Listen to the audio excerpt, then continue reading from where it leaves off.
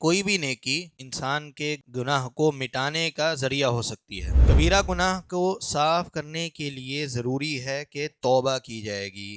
کبیرہ گناہ بغیر توبہ کے معاف نہیں ہوگا۔ جب تم ماہ رمضان کی بات کرو تو اکیلا لفظ رمضان استعمال نہ کرو، بلکہ شہر رمضان کہو۔ اذا جاء رمضان، جب رمضان آتا ہے، فتحت ابواب الجنہ، جنت کے دروازے کھول دیے جاتے ہیں۔ اللہ کے رسول صلی اللہ علیہ وسلم رمضان کے مہینے میں بہت زیادہ مال لٹانے والے ہو جایا کرتے تھے۔ اجود کا جو لفظ ہے یہ سخاوت سے ذرا ڈیفرنٹ ہے۔ اجود کا معنی الگ ہے، سخاوت کا معنی الگ ہے۔ حدیث آپ کے علم میں ہوگی، نبی علیہ الصلوۃ والسلام نے فرمایا کہ اگر مجھے یہ بہت پہاڑ سونا بنا کر دے دیا جائے تو میں 3 دن سے زیادہ نہیں رکھوں گا، لوگوں پر خرچ کر دوں گا۔ ایک انسان کیا یہ کہے کہ میں روزے دار ہوں، جب اس کو گالی دی جائے تو وہ کیا کہے؟ انی صائم کہہ لے، کیا یہ بات ٹھیک ہے؟ کل عمل ابن آدم لہو، انسان کا ہر عمل، ہر نیکی اس کے اپنے لیے ہے، یعنی اس کا اجر ہم نے ایک مخصوص اندازے کے مطابق طے کر رکھا ہے۔ الا الصیام، سوائے روزے کے۔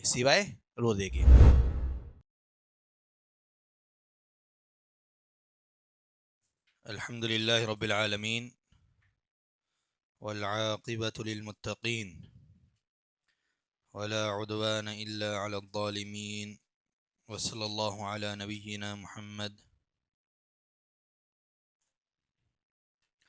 اما بعد۔ باب الصوم کفارۃ، باب ہے گناہوں کا کفارہ روزے کے ذریعے۔ اس میں اصول شریعت کی نگاہ میں یہ ہے کہ کوئی بھی نیکی انسان کے گناہ کو مٹانے کا ذریعہ ہو سکتی ہے۔ ان الحسنات یذہبن السیئات، آیت ہم نے پڑھی آپ کے سامنے کہ کوئی بھی نیکی انسان کے گناہ کو لے جانے والی ہے، ختم کر دینے والی ہے، لیکن کبیرہ گناہوں کے علاوہ۔ کبیرہ گناہ کو صاف کرنے کے لیے ضروری ہے کہ توبہ کی جائے گی۔ کبیرہ گناہ بغیر توبہ کے معاف نہیں ہوگا۔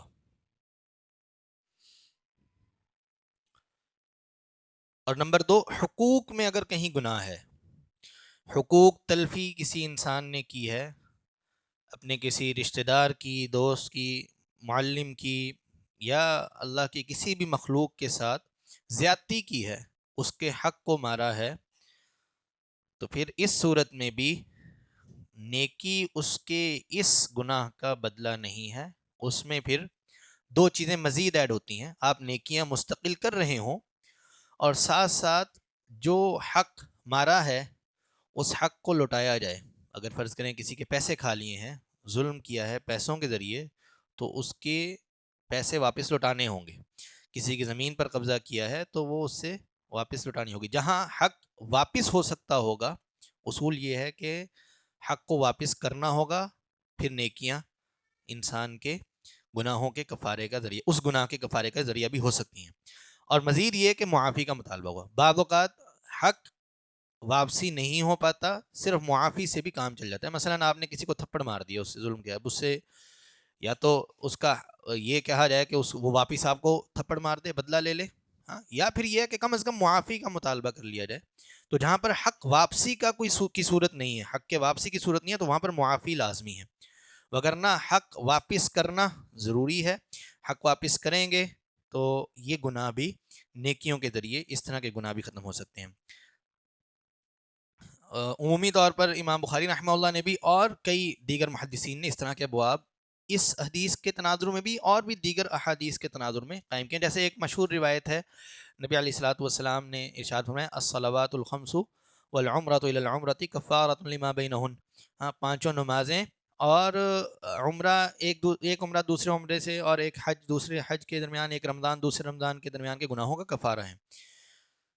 تو اس طرح کی دیگر روایات کے ذریعے علماء نے اس طرح کی نیکیوں کے ہی کفارے کا سبب اس طرح کی نیکیوں کے کفارے کا سبب بنایا ہے ان نیکیوں کو، اس طرح کے گناہوں کے کفارے کا سبب بنایا ہے ان نیکیوں کو، جو گناہ انسان جو ہے وہ روٹین زندگی کی روٹین میں کر جاتا ہے نہ چاہتے ہوئے یا بعض اوقات چاہتے ہوئے بھی، ان کا تعلق چھوٹے اور صغیرہ گناہوں سے ہے۔ کبیرہ گناہ اور حقوق سے تعلق جو گناہ ہیں اس میں جو ہے وہ ضروری ہے کہ معافی کا مطالبہ کیا جائے، اللہ رب العزت سے توبہ کی جائے اور حق کو واپس کیا جائے، تبھی وہ گناہ معاف ہوگا۔ حدیث جو ہے یہ بھی بڑی قابل غور ہے، اس سے بھی پتہ چلتا ہے کہ کس کیٹیگری کے گناہ انسان کی نیکی سے جو ہے وہ ختم ہو سکتے ہیں۔ حذیفہ بن یمان رضی اللہ تعالیٰ عنہ، جن کا لقب تھا سر النبی، ان کو کہا جاتا تھا، اللہ کے رسول نے ان کو اپنے دیے گئے علم سے ایک بڑا اہم ترین راز دیا تھا، اسی بنیاد پر ان کو اللہ کے رسول کا رازدان کہا جاتا تھا۔ ان سے جناب عمر بن خطاب رضی اللہ تعالیٰ عنہ نے کہا، آپ نے حدیث سنی ہوگی بہت بار خطباء سے بھی اور علماء سے، فرماتے ہیں کہ من یحفظ حدیثا عن النبی صلی اللہ علیہ وسلم فی الفتنہ، انہوں نے پوچھا عمر رضی اللہ تعالیٰ عنہ نے، کون ہے جو نبی علیہ الصلوۃ والسلام سے فتنہ کے متعلق حدیث یاد رکھتا ہے؟ اس فتنے سے مراد جناب عمر بن خطاب رضی اللہ تعالیٰ عنہ کی الفتنہ، بڑے بڑے فتنے جو تھے امت میں جو ظاہر ہونے تھے، جس میں امت کے باہم اختلاف کا بھی ایک فتنہ تھا، اور امت میں قتل و غارت گری کا فتنہ ہونا، اور اس طرح کے بڑے فتنوں کے بارے میں انہوں نے پوچھا تھا۔ تو حذیفہ بن یمان رضی اللہ تعالیٰ عنہ نے فرمایا کہ انا سمعتہ، میں نے سنا ہے، یقول فتنۃ الرجل فی اہلہ ومالہ وجارہ تکفرہ الصلاۃ والصیام والصدقۃ۔ حذیفہ بن یمان رضی اللہ تعالیٰ عنہ نے فرمایا کہ میں نے سنا اللہ کے رسول سے، وہ فرما رہے تھے کہ انسان، کسی آدمی کا بعض اوقات آزمائش ہوتی ہے اس کے گھر والوں میں، روزمرہ کی زندگی کے معاملات میں، اور اس کے بچوں میں، اس کے مال میں، اور اس کے جن کے ساتھ وہ تعلق قائم کرتا ہے، بعض اوقات ان کی کہیں نہ کہیں جو ہے وہ ان کے ساتھ معاملات کرتے ہوئے اس سے کچھ چھوٹے موٹے روزمرہ زندگی کے معاملات ہو جاتے ہیں، گناہ ہو جاتے ہیں۔ ایسے گناہوں کا کفارہ ہے تکفرہ الصلاۃ والصیام والصدقہ، جن کو روزہ، نماز اور صدقہ وغیرہ ختم کر دیتے ہیں۔ قال لیس اسأل عن ذہن یا عن ذہی، کہتے ہیں عمر بن خطاب رضی اللہ عنہ، میں ان آزمائشوں کے بارے میں سوال نہیں کر رہا، میں تو بڑی آزمائشوں کے بارے میں سوال کر رہا ہوں، وہ آزمائشیں انما اسأل عن التي تموج كما يموج البحر، یہ میں تو ان فتنوں کے بارے میں سوال کر رہا ہوں، امت کے ان فتنوں کی آزمائشوں کے بارے میں سوال کر رہا ہوں جو سمندر کی لہروں کی مانند آئیں گے، کثرت سے آئیں گے، یکے بعد دیگرے آئیں گے۔ اور اللہ کے رسول نے بھی فتنوں کو اس طرح کی تشبیہ سے ذکر کیا ہے، اس امت پر ایسے فتنے آئیں گے جیسے سمندر کی لہریں آتی ہیں، اس امت پر ایسے فتنے آئیں گے جیسے تمہارے گھر میں بنی جانے والی چٹائیاں ہیں، لکڑیوں سے جو چٹائیاں بنتے ہو، وہ کس طرح متواتر لکڑیاں جڑی ہوتی ہیں، اس طرح فتنے آئیں گے۔ یا ایک جگہ پہ ایک حدیث میں یہ بھی ارشاد ہے نا کہ جیسے قطع اللیل المظلم، رات کے اندھیرے ٹکڑوں کی مانند تم پر فتنے آئیں گے۔ اور بھی کئی جگہ نبی علیہ الصلوۃ والسلام نے فتنوں کی تمثیل دی، اور ایک یہ تمثیل تھی اللہ کے رسول کی جانب سے کہ جیسے سمندر کی لہریں یکے بعد دیگرے آتی ہیں، پے در پہ آتی ہیں، ہر آنے والی لہر پچھلی سے بڑی ہوتی ہے، بلکہ ایک روایت میں یہ الفاظ ہیں کہ انسان کہے گا ایک فتنے کو گزرنے کے بعد جب دوسرا بڑے فتنے کو دیکھے گا تو کہے گا ہذہ مہلکتی، یہ تو مجھے ہلاک کرنے والا ہے، یہ پچھلے سے بڑا فتنہ ہے۔ تو اس طرح کے فتنوں کے بارے میں سوال کر رہا ہوں، میں عام فتنوں کے، روزمرہ کی زندگی کے معمولات کے جو آزمائشیں ہیں یا گناہ ہیں ان کے بارے میں سوال نہیں کر رہا۔ قال وَإِنَّ دُونَ ذَلِكَ بَابًا، تو جناب حذیفہ رضی اللہ تعالیٰ نے فرمایا اس کے ان فتنوں اور ہمارے درمیان تو ایک دروازہ ہے، مغلقاً، جو بند ہے، یعنی وہ فتنے ہماری زندگی میں اس طرح نہیں آئیں گے، یہ جو بڑے بڑے فتنے آزمائشیں ہیں یہ ایک دروازہ بند ہے، وہ ہماری زندگیوں میں موجود ہے، جب تک وہ دروازہ قائم ہے تب تک اس امت پر وہ فتنے نہیں آئیں گے۔ قال فیفتح او یکسر، قال یکسر، تو عمر رضی اللہ تعالیٰ عنہ نے پوچھا کہ یہ دروازہ کھولا جائے گا یا توڑا جائے گا؟ قال ذاک اجدر الا یغلق الى یوم القیامت، تو جناب حذیفہ رضی اللہ تعالیٰ نے جواب دیا کہ یہ توڑا جائے گا، دروازہ توڑا جائے گا، اور پھر اس کے بعد وہ قیامت تک دروازہ نہیں کھلے گا، یعنی وہ بند نہیں ہوگا۔ فقلنا لمسروق، مسروق جو ہیں اس حدیث کے روات میں سے، ان سے کہا گیا سلہ اکان عمر یعلم من الباب فسألہ فقال نعم كما يعلم ان دون غد اللیلہ، تو مسروق سے کہا گیا کہ آپ پوچھیں کیا عمر رضی اللہ تعالیٰ عنہ کو اس دروازے کے بارے میں پتا تھا؟ کس دروازے کے بارے میں بات ہو رہی؟ کیونکہ اشارے میں بات ہو رہی ہے، کوئی کسی کا نام نہیں لیا گیا. تو پوچھا مسروق نے، تو کہا کہ عمر رضی اللہ تعالیٰ عنہ کو ایسے اس دروازے کے بارے میں پتا تھا کہ وہ دروازہ کون ہے یا وہ کیا چیز ہے جس کے بارے میں بات ہو رہی ہے جو فتنوں اور امت کے درمیان میں حائل ہے. ایسے پتا تھا جیسے ہمیں پتا ہوتا ہے کہ تمہیں پتا ہے کہ ابھی دن کے بعد رات ہونی ہے. اتنی واضح ان کو اس بات کا علم تھا، اور وہ اصلاً جناب عمر رضی اللہ تعالیٰ عنہ کے بارے میں بات ہو رہی ہے. بعض روایات میں اس بات کی صراحت بھی ہے. بہرحال اصول حدیث جو ہے ہمیں یہ بتا رہی ہے کہ گناہ چھوٹے موٹے جو روزمرہ زندگی گناہ ہیں وہ روزوں کے ذریعے اس کا کفارہ ہوتا ہے. اگلا جو باب ہے وہ باب هل يقال رمضان او شهر رمضان ومن رأى كله واسعا. یہ باب بھی امام بخاری رحمہ اللہ کی تبویب سے ہے. یہ الفاظ جو آپ کے سامنے لکھے ہیں یہ امام بخاری کی کتاب میں موجود ہیں، کتاب الصیام میں. اور اس تبویب کا مقصد امام بخاری کا یہ ہے. تو امام بخاری رحمہ اللہ کا تبویب کا مقصد کیا ہے؟ ایک ضعیف روایت ہے جس میں ابن عدی، غالباً ابن عدی ابو ہریرہ رضی اللہ تعالیٰ عنہ سے روایت کرتے ہیں. ان سے ایک حدیث کو بیان کرتے ہیں کہ اللہ کے ناموں میں سے ایک نام رمضان ہے. بات سمجھیے گا ذرا، امام بخاری کا اس باب قائم کرنے کا مقصد کیا ہے. ایک ضعیف روایت ہے، ابن عدی ابو ہریرہ سے روایت کرتے ہوئے کہتے ہیں کہ نبی علیہ الصلوۃ والسلام نے فرمایا اللہ کے ناموں میں سے ایک نام رمضان ہے. تو جب تم ماہ رمضان کی بات کرو تو اکیلا لفظ رمضان استعمال نہ کرو بلکہ شہر رمضان کہو، شہر رمضان کہو. یہ روایت ہے. اس پر امام بخاری رحمہ اللہ نے باب باندھا ہے. کہتے ہیں باب هل یقال رمضان، باب ہے اس بارے میں کیا رمضان کہا جائے گا، او شہر رمضان، یا شہر رمضان کا ماہ رمضان کہا جائے گا. ومن رأى كله واسعا، اور بعض علماء کا یہ موقف ہے کہ دونوں کہے جا سکتے ہیں. یعنی کہنا یہ چاہتے ہیں کہ بعض کے نزدیک رمضان کا موقف ہے کہ رمضان ہی کہا جائے، شہر رمضان نہ کہا جائے. بعض کے نزدیک صرف شہر رمضان کا موقف ہے کہ صرف شہر رمضان کہا جائے، خالی رمضان نہ کہا جائے. اور بعض کے نزدیک یہ ہے کہ دونوں الفاظ استعمال کیے جا سکتے ہیں. ہم نے کل آپ کو ایک جگہ روکا تھا، پچھلے صفحے پر جائیں گے ذرا، کہ آپ ذرا یہاں پر انڈر لائن کر لیں، اس چیز کو ہائی لائٹ کر لیں. فقال شہر رمضان الا ان تطوع شیئا، نبی علیہ الصلوۃ والسلام نے شہر رمضان کا لفظ استعمال کیا ہے. ٹھیک ہے، اب واپس آ جائیں. اس روایت جو باب ہے اس میں جو پہلی روایت موجود ہے وہ یہ ہے کہ عن ابی ہریرہ رضی اللہ تعالی عنہ ان رسول اللہ صلی اللہ علیہ وسلم قال اذا جاء رمضان فتحت ابواب الجنہ.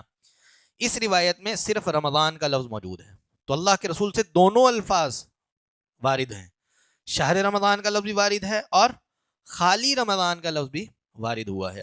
اسی طرح جو اگلی روایت ہے اسی باب میں عن عبداللہ بن عمر رضی اللہ عنہما قال سمعت رسول اللہ صلی اللہ علیہ وسلم یقول اذا رأیتموه فصوموا واذا رأیتموه فافطروا فإن غم علیکم فاقدروا له.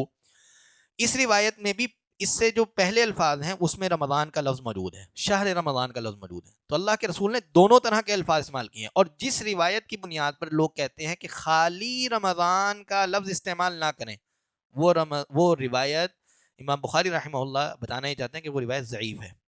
ٹھیک ہے، اس طرف اشارہ ہے امام بخاری کا. اور اس حدیث کو ذکر کرنے کا، اس باب کو قائم کرنے کا مقصد یہ ہے کہ آپ رمضان کہیں یا شہر رمضان کہیں برابر ہے، کوئی مسئلہ نہیں ہے.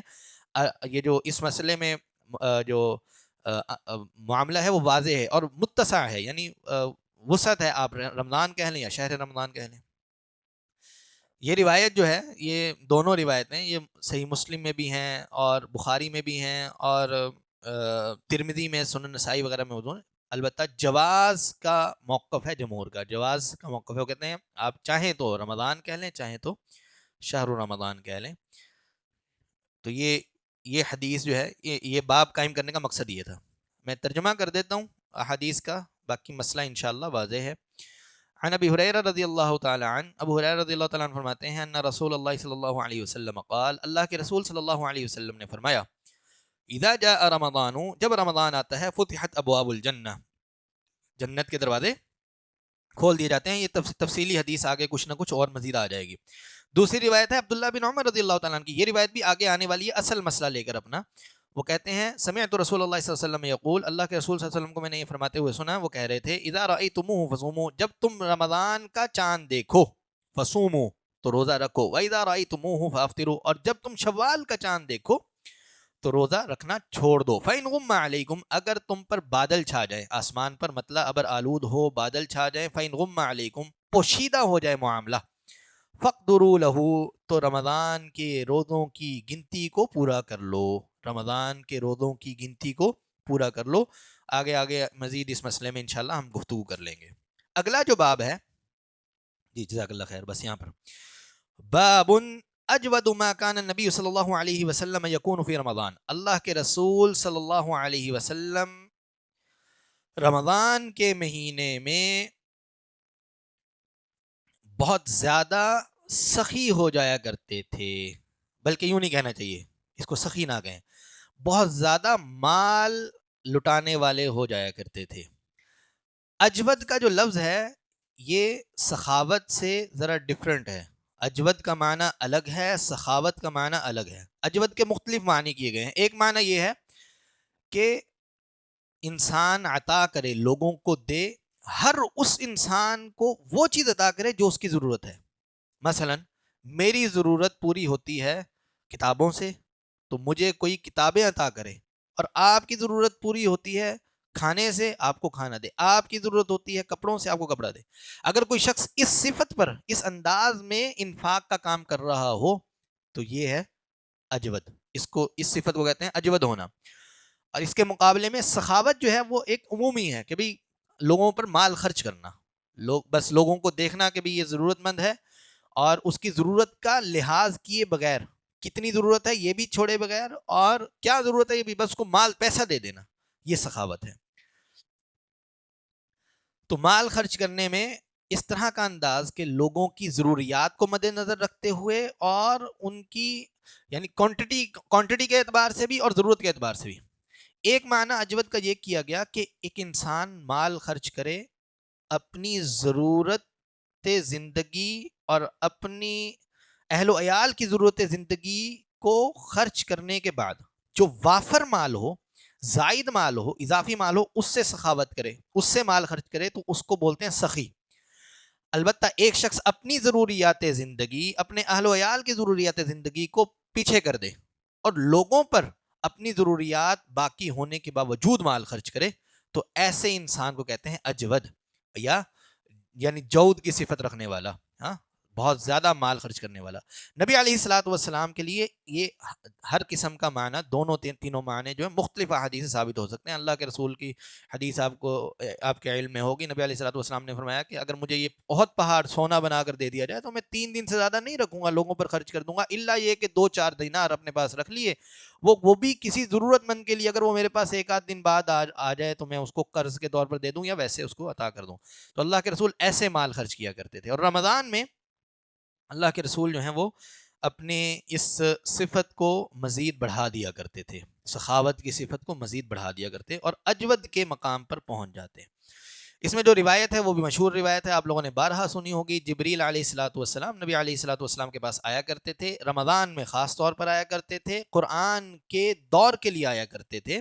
عبداللہ ابن عباس رضی اللہ تعالیٰ عنہما فرماتے ہیں, قال کان النبی صلی اللہ علیہ وسلم اجود الناس بالخیر, اللہ کے رسول لوگوں میں سے سب سے زیادہ لوگوں پر خرچ کرنے والے اور خیر کے معاملات میں بڑھ چڑھ کر حصہ لینے والے.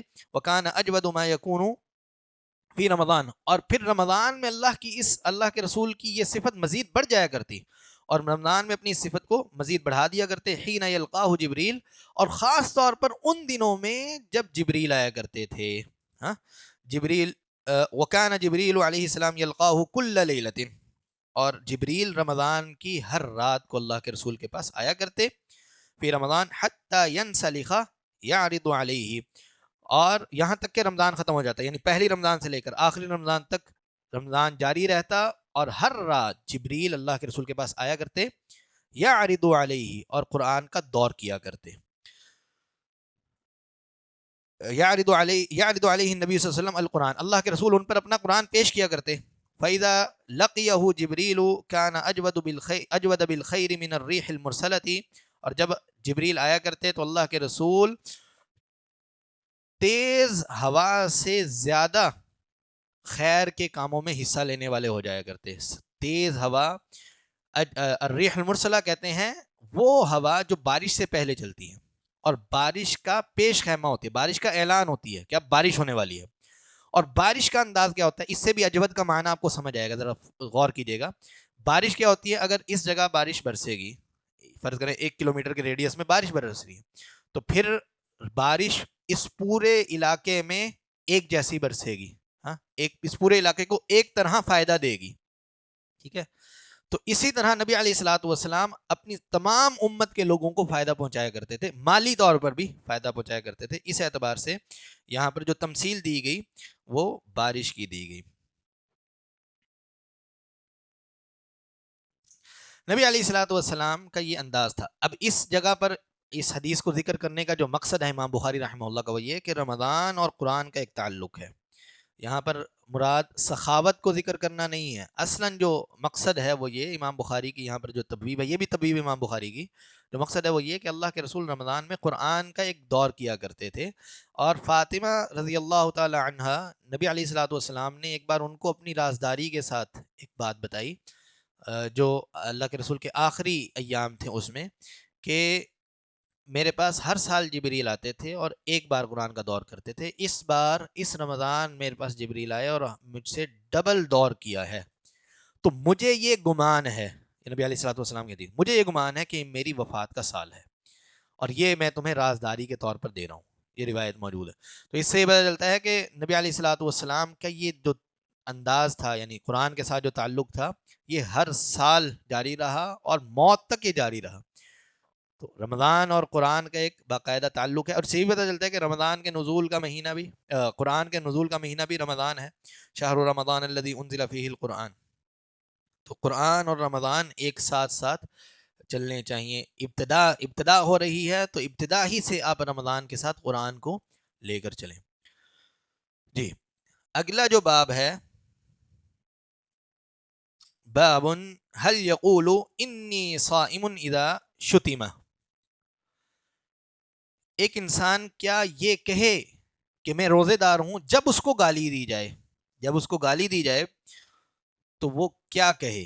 انی صائم کہہ لے، کیا یہ بات ٹھیک ہے؟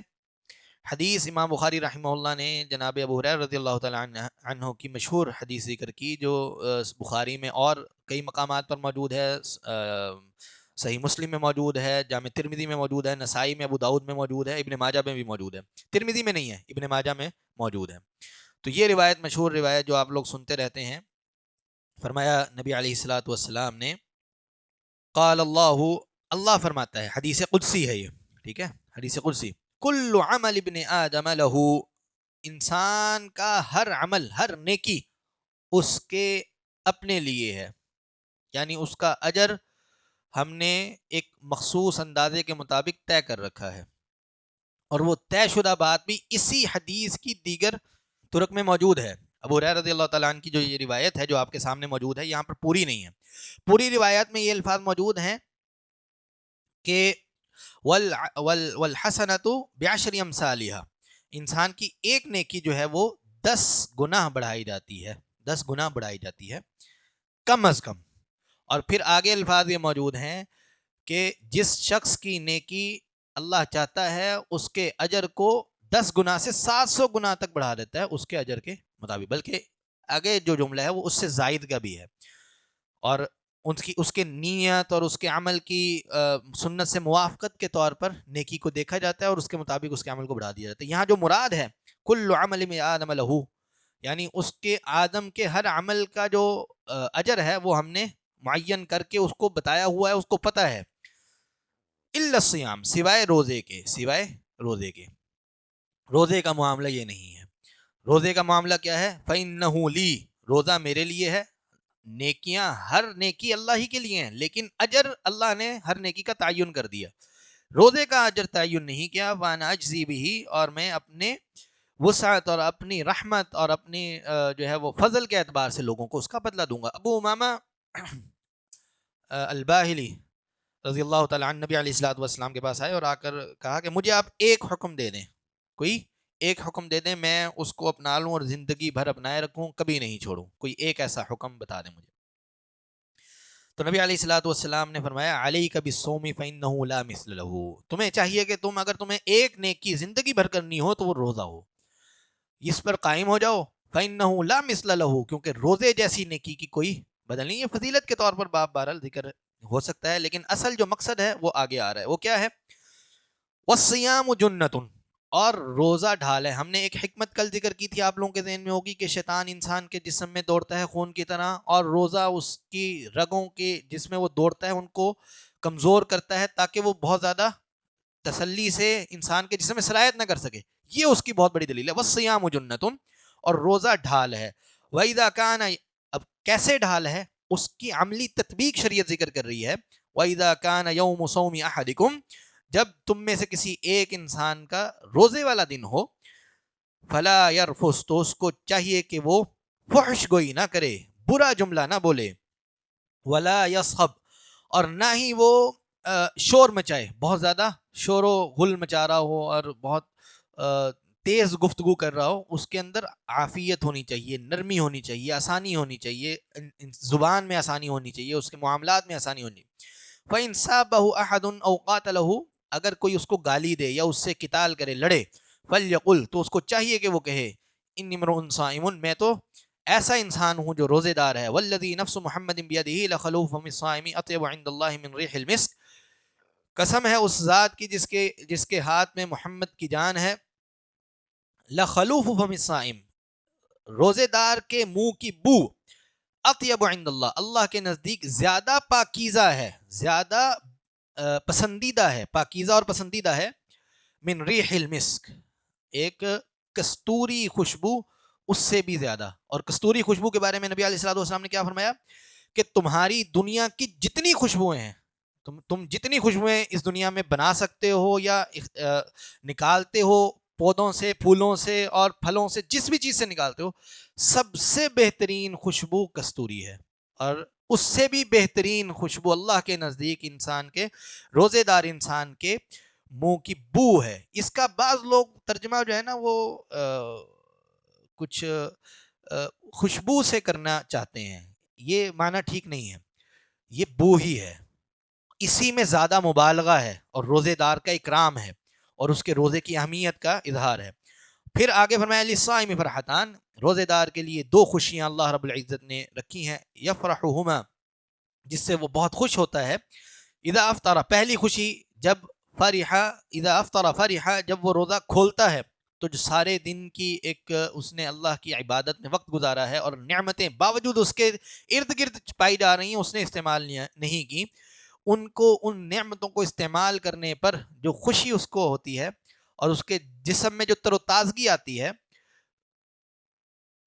اس سے اس کو خوشی ہوتی ہے. وَإِذَا لَقِيَ رَبَّهُ فَرِحَ بِصَوْمِهِ, اور دوسرا یہ کہ جب وہ اپنے رب سے ملے گا تب بھی اپنے روزے کے بدلے کو دیکھتے ہوئے, جو پیچھے ذکر کیا فَإِنَّهُ لِي وَأَنَا أَجْزِي بِهِ, جس کا کسی کو علم نہیں ہے, اس روزے کے عظیم بدلے کو دیکھتے ہوئے بہت خوش ہو جائے گا. اس حدیث میں بھی کہ بہت سارے طرق ہیں, اور میں یہ سمجھتا ہوں اللہ عالم اپنی کم علمی کے باوجود کہ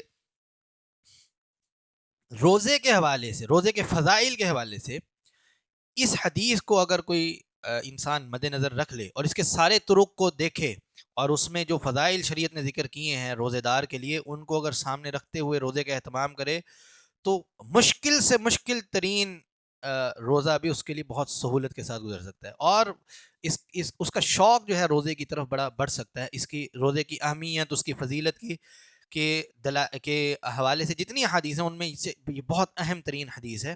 اس کی اہمیت کا جو ہے وہ ادراک ہونا چاہیے ایک روزے دار کو, اس کو علم ہونا چاہیے. آپ ایک جو ہے وہ علم کی بنیاد پر روزہ رکھیں نا, صرف بھوکے پیاسے نہ رہیں بلکہ ان تمام فضائل کو اپنے سامنے رکھتے ہوئے, اور جو یہاں پر اس روایت کو ذکر کرنے کا بنیادی مقصد ہے وہ جو پیچھے جملہ گزرا ہے کہ اس کو کوئی فحش گوئی نہیں کرنی چاہیے. یوں کہنا چاہیے کہ ہر وہ عمل جو روزے کے مخالف ہے, ہر وہ عمل جو روزے کے مخالف ہے اس سے بچنا بھی روزے کے فضائل میں, روزے کے پورے ہونے میں شامل ہے. جی اگلا جو باب ہے, بلکہ اگلا 1 2 3 اگلے 6 ابواب, ہاں اگلے 6 ابواب, یہ حدیث نمبر 16 تک عن عائشہ اگلے صفحے پر لے کر جائیں، ذرا اگلے صفحے پر لے کر جائیں، اگلے صفحے پر لے کر جائیں جی. یہ بس یہ ہے نا، باب الشہر یکون 29، اس باب تک ایک ہی موضوع ہے. ہم اس کا خلاصہ آپ کے سامنے رکھتے ہیں. پہلے آپ ذرا تھوڑا سا اوپر کریں اور بس یہاں پر رکھیں. بابو کراہیتی صومی یوم الشک، یہاں سے شروع کرتے ہیں اس بحث کو. یہ تمام ابواب ایک ہی موضوع سے متعلق ہیں، مختلف کتابوں سے لیے گئے ہیں، تو اس لیے یہ ضروری ہے کہ ان کو ایک ساتھ ہم سمجھ لیں، پھر قراءہ انشاءاللہ آپ لوگوں کے سامنے ہو جائے گا. یہ جو باب ہے باب کراہیت صوم یوم الشک، یہ سنن نبی داؤد کا باب ہے. یہ کتاب سنن نبی داؤد میں موجود ہے. مقصد امام بخاری رحمہ اللہ نے بھی یہ جو روایت یہاں پر ذکر ہے اس کو اپنی کتاب میں جگہ دی ہے، لیکن تعلیقاً جگہ دی ہے. اب میرے علم میں نہیں ہے کہ آپ لوگوں کو کتنا معلقات وغیرہ کا علم ہے. اگر کوئی ثانیہ کلاس تک کے یہاں اسٹوڈنٹ بیٹھے ہوئے ہیں تو ان کو تو علم ہوگا انشاءاللہ. ویسے میں ایک جو ہے وہ بنیادی بات بتا دیتا ہوں. تعلیقاً وہ حدیث ہوتی ہے جس کی سند حذف ہو، مکمل یا کوئی ابتدا سے دو چار راوی موجود نہ ہو تو اس کو تعلیقاً روایت کہتے ہیں. ٹھیک ہے. امام بخاری رحمہ اللہ اپنی کتاب میں بعض اوقات تعلیقاً روایت ذکر کرتے ہیں. یہ روایت یہاں پر موجود ہے آپ کے سامنے، اس کی سند سنن نبی داؤد میں موجود ہے. امام بخاری نے اس کو ذکر کیا تعلیقاً. مقصد کیا ہے اس روایت کو ذکر کرنے کا؟ جو مقصد ہے وہ یہ کہ وہ دن جس دن چاند کی رؤیت میں اختلاف ہو جائے، وہ دن جس دن چاند کی رؤیت میں اختلاف ہو جائے، شک آ جائے کہ آج چاند نظر آیا ہے یا نہیں آیا. 29 شعبان گزر گئی، دن گزر گیا، رات شروع ہوئی، مغرب کا وقت آیا، مغرب کے وقت لوگوں نے چاند دیکھا اور اختلاف ہو گیا کہ چاند نظر نہیں آ رہا. مطلع برآلود ہونے کی وجہ سے، یا جو ہے وہ چاند کی جو گواہی دینے والا انسان ہے، چاند کی گواہی دینے والا انسان وہ عادل نہیں ہے، یا تو مطلع برآلود ہے، کسی نے بھی چاند نہیں دیکھا، یا جس نے چاند دیکھا، کیونکہ جو چاند طلوع ہوتا ہے پہلے 2-3 دن کا چاند بہت تھوڑے عرصے کے لیے ہوتا ہے، بعض اوقات وہ 10-12 منٹ کے لیے ہوتا ہے. ٹھیک ہے. تو اس وقت اگر آپ نماز میں مصروف ہیں، مسلمان نماز میں مصروف ہیں، اور کسی غیر عادل انسان نے وہ چاند دیکھ لیا، اب بقیہ مسلمان جو عادل مسلمان ہیں انہوں نے تو چاند نہیں دیکھا، تو یہاں پر اختلاف ہونے کا ایک خدشہ ہے. یا بادل تھے، چاند نکلا، طلوع ہوا، بادلوں کے ساتھ طلوع ہوا اور بادلوں کی وجہ سے چاند نظر نہیں آیا.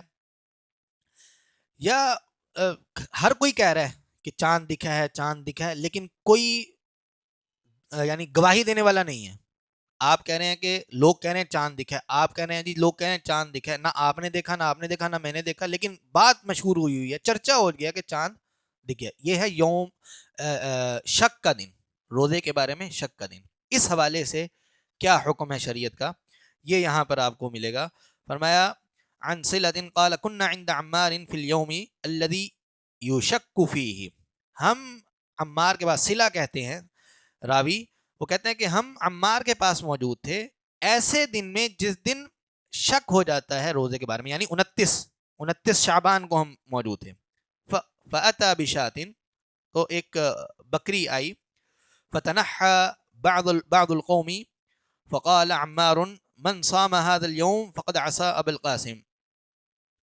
تو لوگوں نے یعنی گفتگو کی روزے کے بارے میں کہ یہ ٹھیک ہے یا نہیں ٹھیک ہے، اور جو ہے وہ اس دن کا روزہ رکھنا چاہیے نہیں رکھنا چاہیے، کھانا چاہیے نہیں کھانا چاہیے، بکری آئی ہے بن کر ہم کھانا کھا لیں یا نہ کھا لیں. تو اس اعتبار سے شک ہو گیا. بعض نے کہا نہیں ہمارا روزہ ہے، بعض نے کہا نہیں آج تو جو ہے وہ چاند دکھا ہی نہیں صحیح. ٹھیک ہے. تو اس اعتبار سے شک موجود تھا. تو عمار جو تھے، یعنی کھانا آیا بڑا سامنے اور لوگ شک میں ہے کہ اب ہم کھائیں یا نہ کھائیں. کیوں نہ کھائیں جی؟ شک کا دن ہے اور ہم نے روزہ رکھ لیا. آج شک کا دن تھا اور روزہ رکھ لیا گیا.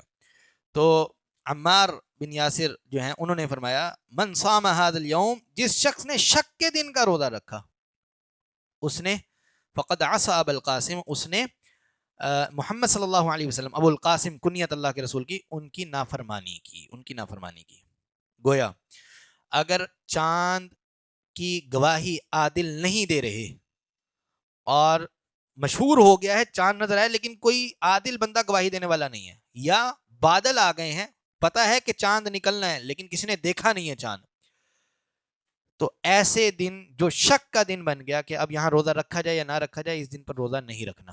اگر کوئی رکھتا ہے تو وہ نبی علیہ الصلوۃ والسلام کی نافرمانی کرتا ہے، کیونکہ شک کے دن اللہ کے رسول نے روزہ رکھنے سے صحابہ کرام کو منع فرمایا. پہلا اصول یہ ہے.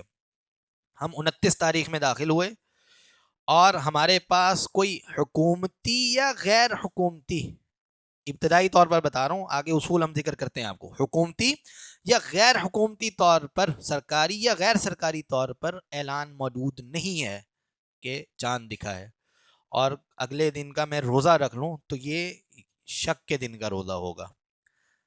اصول کیا ہے شریعت کے نزدیک؟ اصول کیا ہے؟ اب واپس آ جائیں ذرا حدیث نمبر 9 کا جو باب ہے، باب قول النبی صلی اللہ علیہ وسلم اذا رأیتم الہلال فصوموا واذا رأیتموہ فافطروا، کہ اللہ کے رسول کا فرمان، اس کو سمجھنا چاہیے. باب کیا ہے؟ اللہ کے رسول کے فرمان کے بارے میں کہ جب تم رمضان کا چاند دیکھو تو روزہ رکھو، وَإِذَا رَأَيْتُمُوهُ، اور جب شوال کا چاند دیکھو فَأَفْطِرُوا، تو روزہ چھوڑ دو، رکھنا چھوڑ دو، یعنی رمضان پورا ہو چکا. اس میں دو روایتیں ذکر کی گئیں. ایک کا تعلق ہے رمضان کے روزوں سے، جو آپ پہلے بھی پڑھائے ہیں، عبداللہ بن عمر والی روایت، حدیث نمبر 6 پر ہم نے یہ روایت پڑھی ہے.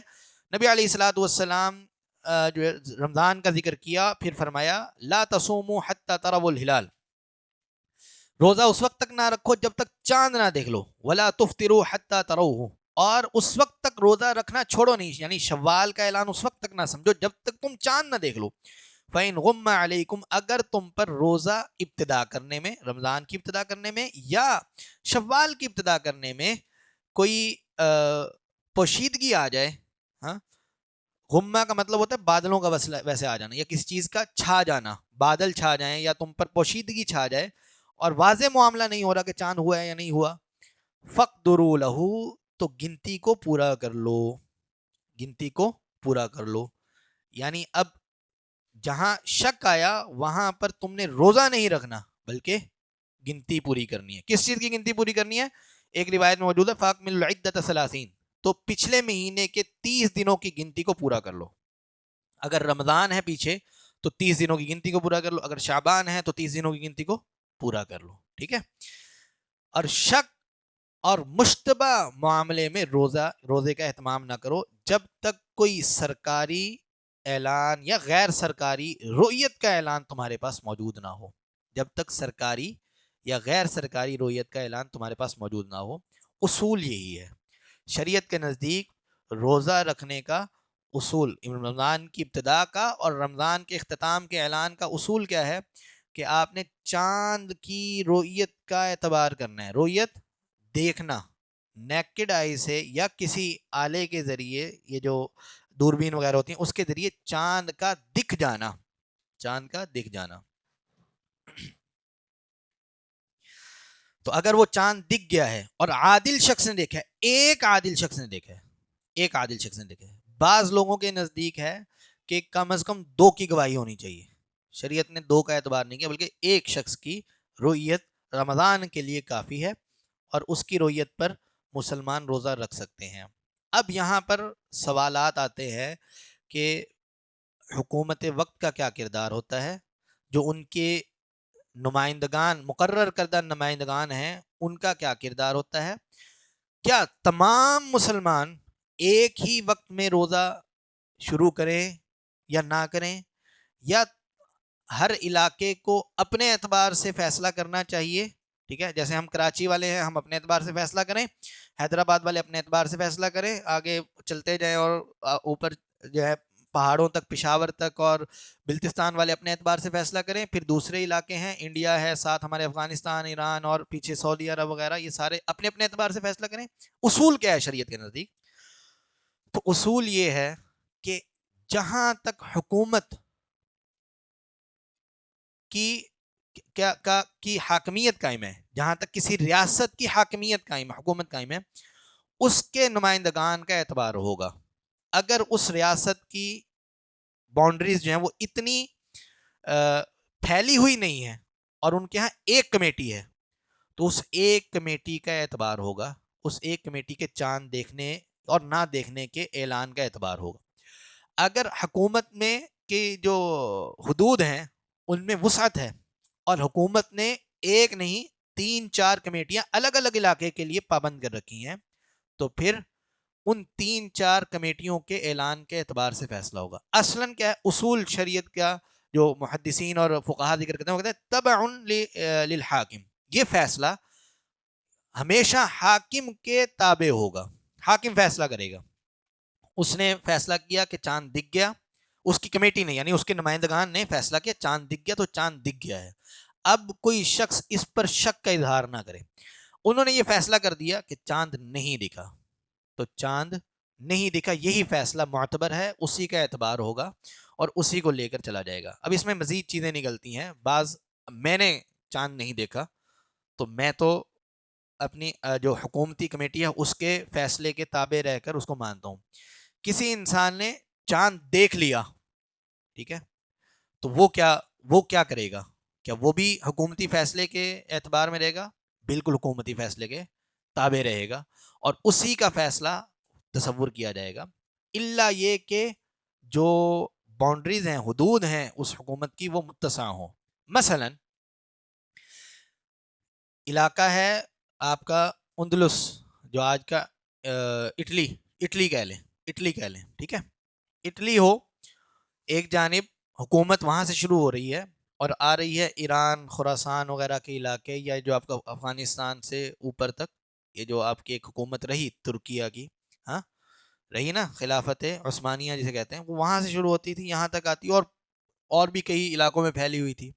یا جیسے معاویہ رضی اللہ تعالیٰ عنہ کے دور میں ایک وسیع ترین حکومت تھی مسلمانوں کی، اور وہاں پر بہت سارے علاقے موجود تھے. ایک شام تھا اور دوسری جانب بہت 3000 کلومیٹر دور یا 2700 کلومیٹر دور مکہ اور مدینہ تھا.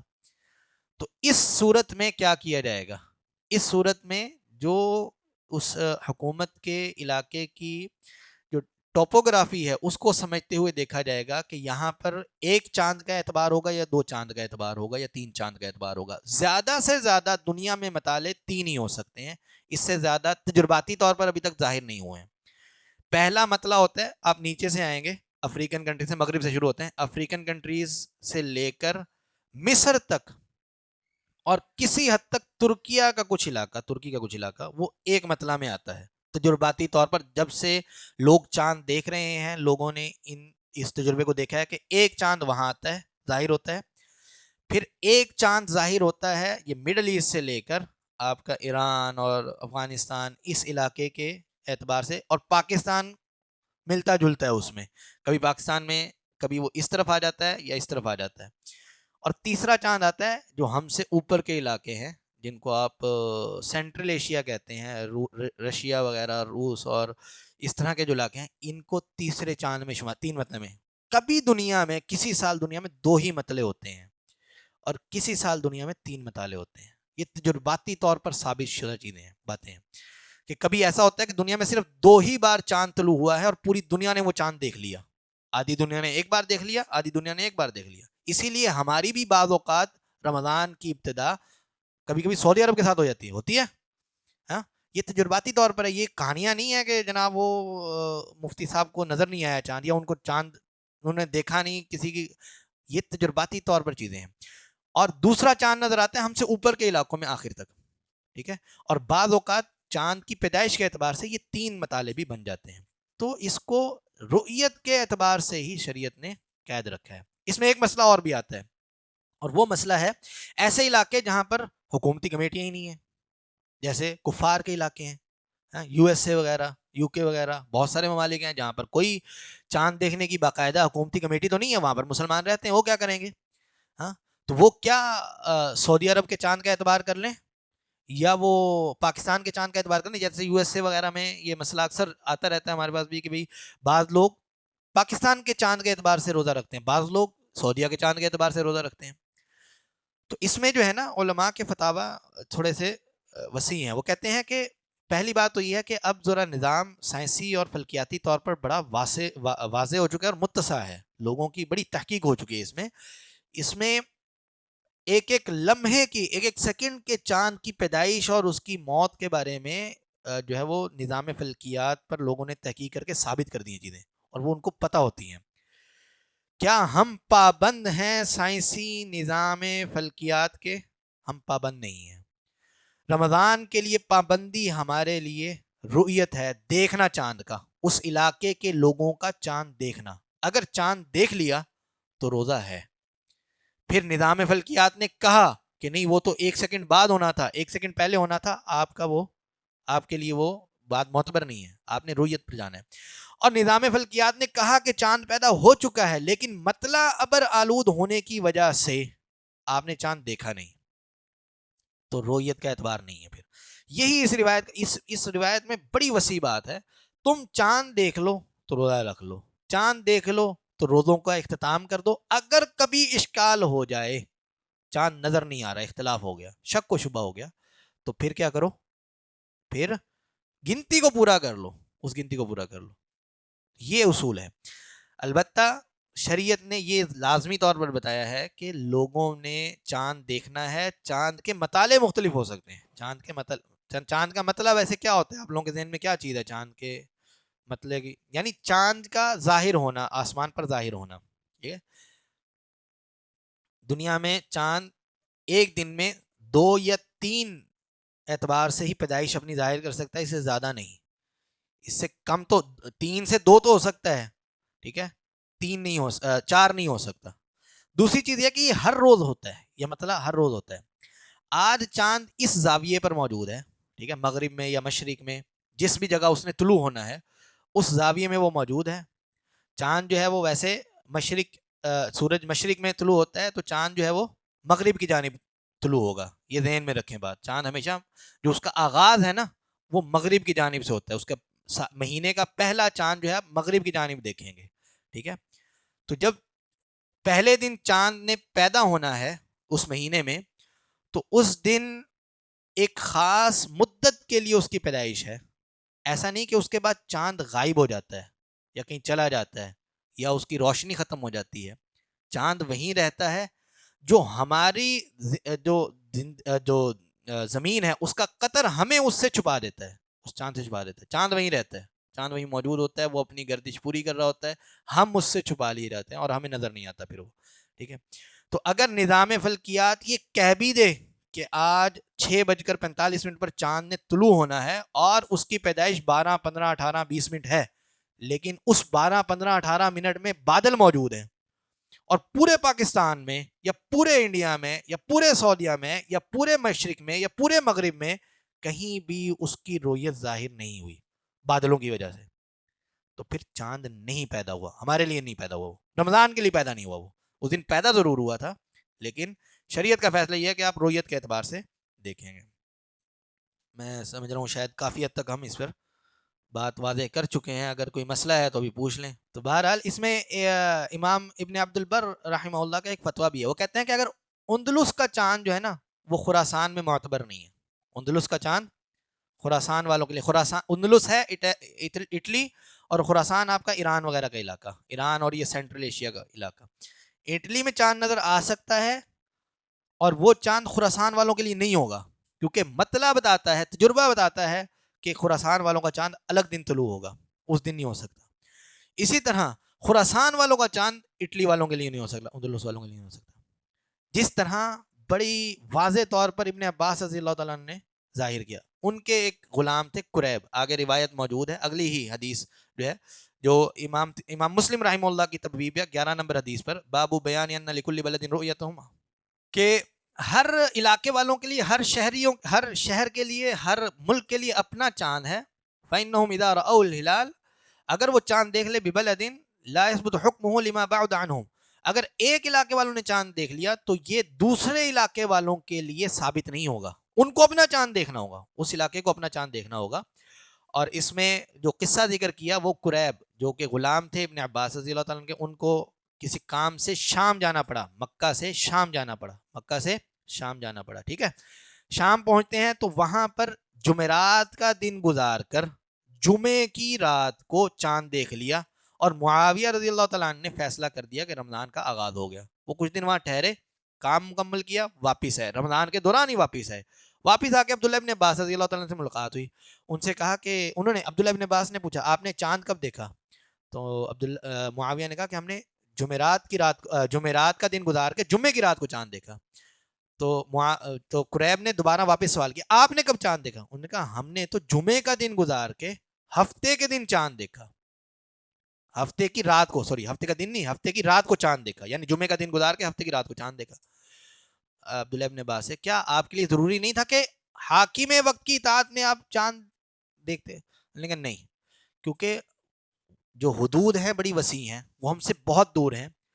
تو معاویہ کا اپنا چاند ہے، معاویہ رضی اللہ عنہ جس علاقے میں ہیں انہوں نے اپنا چاند دیکھا اور اس کے مطابق انہوں نے روزہ رکھا، انہوں نے ٹھیک کیا.